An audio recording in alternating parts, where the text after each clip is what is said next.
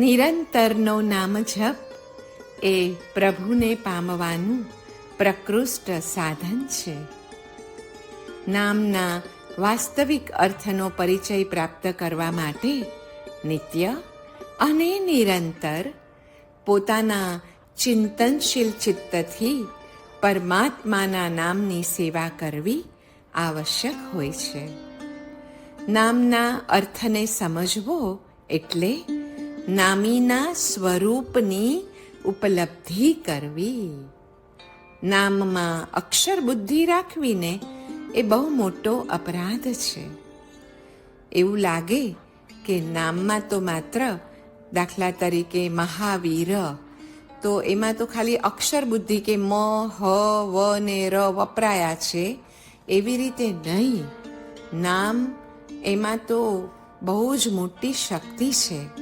એમાં ક્યારેય અક્ષર બુદ્ધિ ન રાખવી અને એ મોટા અપરાધ કરવામાંથી બચવું. નામ નિહિત શક્તિ અદ્ભુત હોય છે.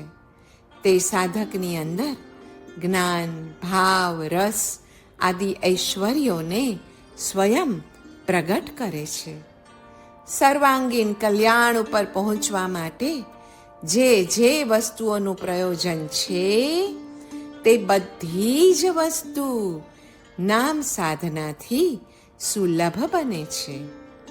પ્રભુનું નિત્ય, નિરંતર અને પ્રેમપૂર્વકનું નામ સ્મરણ એ ચિંતન, નિધિધ્યાસન અને નામ સ્મરણ, આ 3 વસ્તુ સાધકનું અભિષ્ટ બનવું જોઈએ. નામ સ્મરણ એ માત્ર સાધન નથી, પણ સાધન રાજ છે.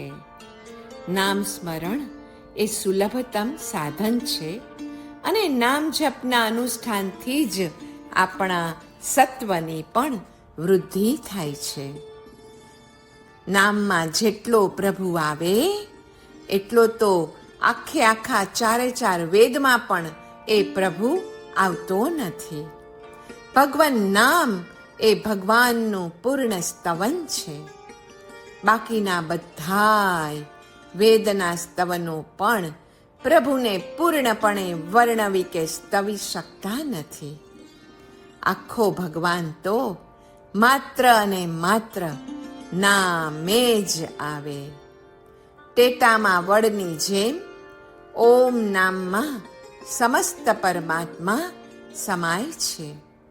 આખો ભગવાન જેને ખપતો હોય ને તેને માટે નામ જપ સિવાય કોઈ આરો જ નથી.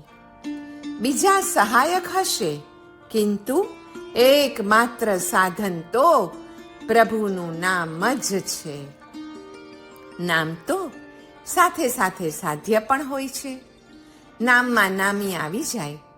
જેમને નામ જપમાં શ્રદ્ધા કે પ્રીતિ ન જામતી હોય તે કોઈક ઠેકાણે જરૂર સદોષ છે. કરોડો જીવો માટે જે હોય અને કરોડો જેને ન પહોંચી વળતા હોય તે ઉપાય છતાં અનુપાય જ કહેવાય. માટે સર્વ પ્રાપ્ત ઉપાયની શોધ થઈ અને તે છે પ્રભુનું નામ. નામના વાસ્તવિક અર્થનો પરિચય પ્રાપ્ત કરવા નિત્ય નિરંતર ચિંતનશીલ ચિત્તથી નામની સેવા કરવી જરૂરી છે. નામનો અર્થ એટલે નામના સ્વરૂપની ઉપલબ્ધિ. પ્રભુને પીછાનવાથી નામ પીછાણ થાય છે. નામનો પ્રત્યેક અક્ષર, નામની પ્રત્યેક માત્રા પણ ચિન્મય છે. એમાંથી આપણને જ્ઞાન મળે છે. તેથી સાધકે પ્રારંભથી જ નામને ચિન્મય, અચિંત્ય શક્તિ સંપન્ન અને ભગવાનની સાથે સ્વરૂપથી અભિન્ન તરીકે માનીને જ સાધના શરૂ કરવી જોઈએ. નામમાં અક્ષર બુદ્ધિ હવે આપણે નહીં રાખીએ, કારણ કે એ અપરાધમાંથી આપણે બચી જવું છે. પ્રભુનું નિત્ય નિરંતર અને પ્રેમપૂર્વકનું નામ સ્મરણ કરશું. કારણ કે કંચન જેવો પ્યાર નામ ઉપર અને કામિની પ્રત્યેના ભાવ જેવો ભાવ પ્રભુના નામ અને રૂપ ઉપર હવે આપણે સ્થિર કરવો જ છે. જપની ક્રિયા દ્રષ્ટફલા એટલે કે પ્રત્યક્ષ ફળ આપનારી છે. મંત્ર શક્તિ કોઈ પણ દિવસ ખોટી તો પડતી જ નથી. જેમ વીજળીના પ્રવાહ હોય, એ કરંટમાં વીજળીનું સામર્થ્ય ગુપ્ત રૂપે રહેલું જ છે ને, એ જ રીતે મંત્રમાં તેના દેવતાનું દિવ્ય સામર્થ્યનું તેજ પણ ગુપ્ત રીતે રહેલું જ છે. અનુકૂળ દ્યોતન દ્વારા બસ તેને આપણે પ્રગટાવી શકાય છે. મંત્રની અગત્યની 4 વસ્તુઓ એટલે મંત્ર દેવતા, ઋષિ, છંદ તથા વિનિયોગ. જપ એ યજ્ઞ છે. જપ યજ્ઞમાં હોમવાનો પદાર્થ એ અહંકાર ભાવ છે. એના કારણે જ જીવનું શિવ સ્વરૂપ વિસારે પડ્યું છે. પણ એ અભિમાન છૂટશે ને એ મંત્ર દેવતા સાથે આપણી એકતા વધુ ને વધુ ઘનિષ્ઠ રીતે સધાતી જશે. ઉપાસ્ય દેવતાના સાક્ષાત્કાર માટે કરાતું એક પુરસ્ચરણ એટલે જેટલા અક્ષરનો મંત્ર હોય તેટલા લાખ જાપ. ઉપાસકની અનેક પ્રકારે કસોટી થાય ત્યારે ક્ષોભ ન પામતા ધૈર્ય ધારણ કરનારને મંત્રનો સાક્ષાત્કાર અચૂકપણે થાય જ છે. જપની ક્રિયા દ્રષ્ટફલા છે. જપ યજ્ઞમાં દ્રવ્યનો ઉપયોગ પોતાના કરતા ચઢિયાતા ચૈતન્યને જાગૃત કરી પોતાને પ્રિય વસ્તુનો ત્યાગ કરવો અને પ્રેમ એ ચઢિયાતી વસ્તુને આપવાની ક્રિયા છે. જપ યજ્ઞમાં હોમવાનો પદાર્થ અહંકાર ઉપરાંત જીવાત્મા ભાવ છે, હું છે, જેને લઈને આપણું શિવ સ્વરૂપ વિસારે પડ્યું છે. આત્મારૂપી દેવની આગળ જીવ ભાવ ધરી દેવાનો છે. બસ આ ક્રિયા જ જોજો કેટલો ચિત્ત પ્રસાદ કે ચિત્તની પ્રસન્નતા પ્રકટાવે છે. મંત્ર જાપ સાથે તે મંત્ર આપનાર સદ્ગુરુ અને મંત્ર દેવતાનું ધ્યાન પણ જો મૂર્ધામાં રહે ને તો તેને ત્રિતાર જાપ એવું નામ અપાયું છે. મંત્રયોગમાં જાપ, સ્તોત્ર, પૂજા, પાઠ વગેરે આવે. હઠયોગમાં આસન, મુદ્રા, પ્રાણાયામ આદિ આવે. લય યોગમાં પ્રત્યાહાર, ધારણા અને ધ્યાન સમાવિષ્ટ છે. તો રાજયોગમાં સવિકલ્પ અને નિર્વિકલ્પ સમાધિ સમાયેલી છે. મંત્ર યોગથી શક્તિ, ચિતિ, જ્ઞાન, પ્રાણ, કુંડલિની, શક્ત્યુદ્બોધન, પ્રાણોત્થાન અને મહાયોગ સિદ્ધિ સમાવિષ્ટ છે. પ્રભુ નામ જપનો મહિમા તો અપરંપાર છે. માનવ જીવનની સુવર્ણ ચાવી જ નામ જપ છે. જીવનનું ધ્યેય ચૈતન્યની પ્રાપ્તિ છે અને તેમાં જપ એ સર્વોત્તમ સાધન છે અને વળી સહજ છે. બધા જ અંતરાયોને નિવારણ કરનાર પણ નામ જપ જ છે. જપ સિદ્ધિના 5 ચિહ્નો જે છે એ જ્ઞાનની ઉજ્જવળતા ઉપરાંત કશાયોની મંદતા, તત્વમાં રમણતા, પરિણતિની નિર્મળતા અને પ્રકૃતિની પ્રભુતા છે. જપમાં તપ છે, યજ્ઞ છે, જપમાં દાન પણ છે, આપણા સમયનું, આપણા ભાવનું.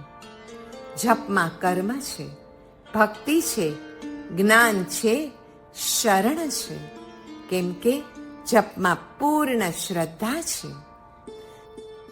જપનો સૂક્ષ્મ અર્થ ચેતનાનું અનુસંધાન છે અને સહજ તથા સતત સમાધિ છે. જપ, ધ્યાન અને ચિંતન જ્યારે વિશદ બને છે ને, ત્યારે ભાવ તથા વિચારની સૂક્ષ્મ અનુભૂતિઓ મનને સ્પર્શે છે, આત્માને સ્પર્શે છે, અસ્તિત્વનો સ્પર્શ કરે છે અને beyond the border land of thought, સતની, એક્ઝિસ્ટન્સની અને ટુ બીની આપણને ઝાંખી થાય છે. શ્રદ્ધા, એકાગ્રતા, વિશ્વ પ્રેમ વાસિત ચિત્ત અને ચોથું વ્રત, આ 4 અંગો સાથે જપ કરીએ ત્યારે સિદ્ધિ દૂર રહી શકતી નથી. જપમાં નિષ્ઠા વધારવા માટે કર્મનું સેવન પણ અગત્યનું છે. નામને શબ્દ કહે છે અને વૃત્તિઓ જ્યારે એ શબ્દમાં એકાગ્ર થઈ જાય ત્યારે સુરતી કહેવાય છે. મંત્ર દેવતા પ્રત્યે નિષ્ઠા જીવનમાં જરૂરિયાતોની ખૂબ જ અલ્પતા, નિરાકુળતાથી પાર પાડી શકાય એટલી જ પ્રવૃત્તિ, ટેન્શન ફ્રી લાઈફ અને પરાર્થ પ્રધાન વ્યવહાર, પરોપકાર કર્યા સિવાયનો તો એક પણ દિવસ જાય નહીં અને છેલ્લે આહારની સાત્વિકતા એટલી જ જરૂરી છે. જપ એ મનની બહિર્વૃત્તિનો નાશ કરે છે. તે ઉપાસ્ય દેવના અનુગ્રહથી કામના વાળાને ઈચ્છિત ફલની પ્રાપ્તિ અને કામના રહિત એવા નમ્ર ચિત્તની શુદ્ધિ કરે છે. દીપકનો સારો ઉપયોગ મનની ગતિ સ્થિર કરવામાં છે. દીપની સાથે દ્રષ્ટિ જોડીને જાપ કરવાથી મન શાંત અને હૃદય આનંદી બને છે. વળી શરીર રોમાંચ અનુભવે છે. સર્વ કોઈમાં સ્વરૂપને અને પોતામાં સર્વરૂપને પછી દેખી શકાય છે. વૈખરી પ્રકારની વાણીમાં વાચિક અને મધ્યમા પ્રકારની વાણીમાં વૈકલ્પિક પદનું આલંબન હોય છે. તેમાંથી જ નિર્વિકલ્પ પદ સુધી પછી પહોંચવાનું હોય છે. પરિજપન એ વાગ વ્યાપાર રૂપ ક્રિયા નથી, કિંતુ તે ધારાવાહિક એવું મંત્ર જ્ઞાન છે. મૌન જપ જ ફલસિદ્ધિનું એક મોટું કારણ છે. નામ સંકીર્તનમ યસ્ય સર્વ પાપ પ્રણાશનમ પ્રણામો દુઃખ શમનઃ તમ નમામિ જીનમ પરમ. પરમાત્માનું નામ લેતા દશે દિશામાં મંગળ મંગળ પ્રવર્તે છે. મનુષ્ય ઉન્નત સ્થિતિએ પહોંચી શકે છે. તેની વૃત્તિઓ પણ ધર્માભિમુખ થઈ જાય છે. ધર્મપરાયણતા અંદરથી જાગે છે અને તેથી દુઃખો અને ઉપદ્રવો શમી જાય છે. પ્રભુની આઈડિયલ રિયાલિટીને સ્વીકાર્યા બાદ જાપ અને ધ્યાન દ્વારા થતી પ્રભુની ઉપાસનામાં પૂર્ણપણે સમર્પણ કરી દેવાથી પછી અનેરો આનંદ અનુભવાય છે. મંત્ર જાપમાં અક્ષરો અને સ્વરની પણ મહત્તા મોટી છે. મંત્ર જાપમાં જો અક્ષરો રહી જાય ને તો આયુષ્યનો ક્ષય થઈ શકે અને જો સ્વર ચૂકાય તો રોગની પીડા થઈ શકે. એક વર્ણ જે છે અ થી હ પર્યંત. બે છે સ્વર ઉદાત્તાનુદાત્ત સ્વરિત. ત્રીજી છે માત્રા રસ્વ દીર્ઘ અને પ્લુત. ચોથું છે બલ સ્થાન અને આસ્ય પ્રયત્ન. પાંચમું સામ અવિલંબિત. છઠ્ઠું છે સંતાન અર્થાત શુદ્ધિનું ફળ. મંત્ર ચૈતન્ય એટલે મંત્રના શબ્દોમાં ધ્યાતાની એકાગ્રતા વડે ઉત્પન્ન થયેલી તન્મયતા, જે વિધિપૂર્વકના જાપ વડે જ આવે. વિધિમાં શ્રદ્ધા જ મુખ્ય છે. જ્ઞાન વડે એ શ્રદ્ધાને જગાડી શકાય છે.